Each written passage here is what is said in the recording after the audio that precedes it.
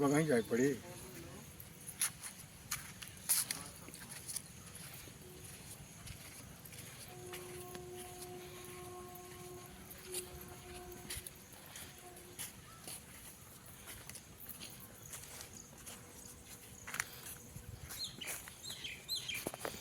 अरे बाबू का हमार दवा कहाँ जाता हो? हम हाँ जाता नहीं हम बिहार अरे मर्दी बे का करे हो? आईपीएस बने अरे मर्दे तू नहीं सिरला घास याद रहा आईपीएस बने। अच्छा 2 लाख खर्चवा करे के बा। कहाँ पैबा हो? हाँ भाई का लुकवा के धइले बनी घर में धइले रहली है मलिकाइन बक्सा में। अच्छा उनके करी जा बकरी चरा ले आवा अपने तूर के तलवा ले फरार बनी यही पड़े यही नहीं है।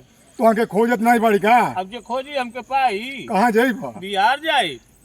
अच्छा तो आईपीएस तू बन जाइबा? आईपीएस बन जाए 2 लाख में। अच्छा तब न तोहरे गाड़ी का हड्डी तूरब हमारे गाड़ी का तब के करे हई देखो अपन नहीं न तुरवाई। ए मर्द तू नहीं खिया पिया के तो के सियान कैली हाँ। और तू हमारे गाड़ी घाटी तुरबा। जब आईपीएस हो जाए तो यह न करब। अरे बापे के बेटा नमस्कार करेला सेवा करेला इज्जत करेला तू गाड़ी घाटी तुरबा हमारे। हाँ तो जब पावर आ जाए तो का करब यहन रह जाए। ये करब हमके सतैबा। तू वही सताई फजी धन दौलत तू ले बड़ा सताई के